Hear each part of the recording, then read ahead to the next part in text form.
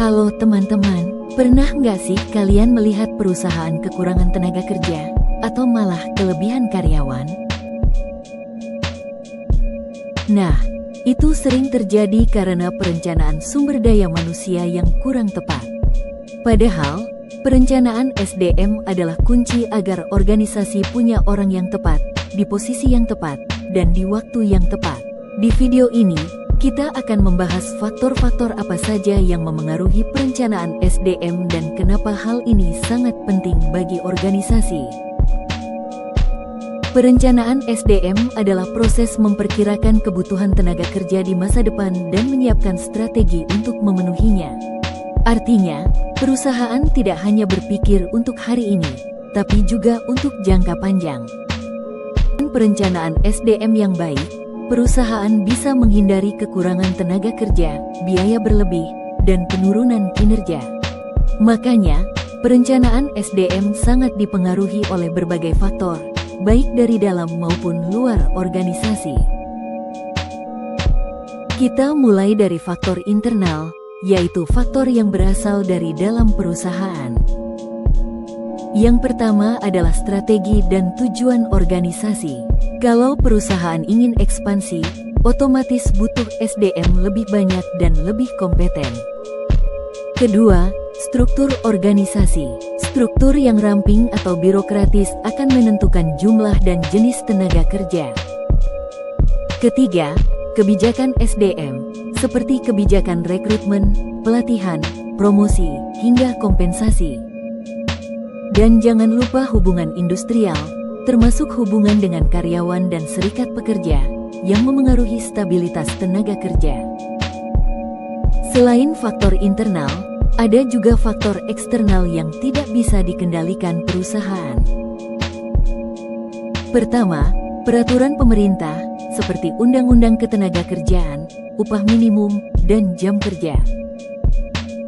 Kedua, kondisi ekonomi, misalnya inflasi, tingkat pengangguran, dan pertumbuhan ekonomi. Ketiga, perkembangan teknologi. Otomatisasi dan digitalisasi membuat perusahaan harus menyiapkan SDM dengan skill baru. Dan terakhir, lingkungan sosial dan demografis, seperti usia angkatan kerja dan tingkat pendidikan.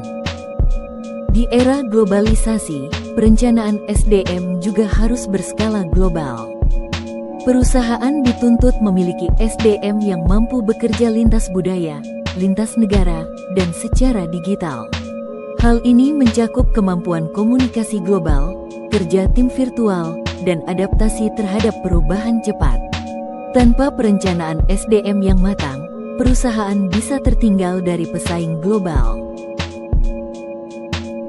Setelah memahami faktor-faktor yang memengaruhi perencanaan SDM, sekarang kita lanjut ke pembahasan berikutnya.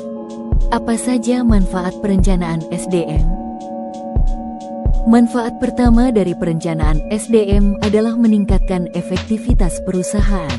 Dengan perencanaan yang baik, setiap posisi diisi oleh orang yang tepat, dengan beban kerja yang seimbang, sehingga tujuan perusahaan lebih mudah tercapai. Manfaat kedua adalah meningkatnya kinerja karyawan. Penempatan dan pengembangan yang sesuai dengan potensi individu membuat karyawan lebih termotivasi, produktif, dan merasa dihargai.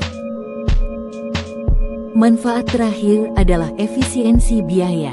Perusahaan dapat menghindari kelebihan atau kekurangan tenaga kerja, menekan biaya rekrutmen dan pelatihan, serta mengurangi pemborosan anggaran.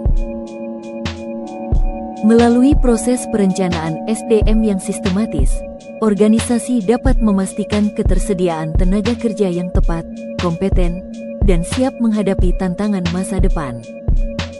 Sekarang, kita masuk ke sesi soal untuk menguji pemahaman kalian. Manakah yang termasuk faktor internal dalam perencanaan SDM? Jawaban yang tepat adalah C, strategi dan tujuan organisasi. Faktor internal mencakup hal-hal yang dapat dikendalikan oleh perusahaan. Perkembangan teknologi termasuk ke dalam faktor apa dalam perencanaan SDM? Jawaban yang benar adalah C, faktor eksternal. Perkembangan teknologi menuntut perusahaan untuk menyesuaikan keterampilan. Dari pembahasan dan soal tadi, bisa kita simpulkan bahwa perencanaan sumber daya manusia sangat penting bagi keberlangsungan organisasi. Dengan memahami faktor internal dan eksternal, perusahaan dapat menyiapkan tenaga kerja yang tepat, meningkatkan efisiensi, serta menghadapi tantangan di masa depan. Semoga materi ini bermanfaat dan membantu kalian memahami perencanaan SDM dengan lebih baik. Terima kasih sudah menyimak. Materi ini disusun berdasarkan beberapa referensi terpercaya di bidang manajemen sumber daya manusia.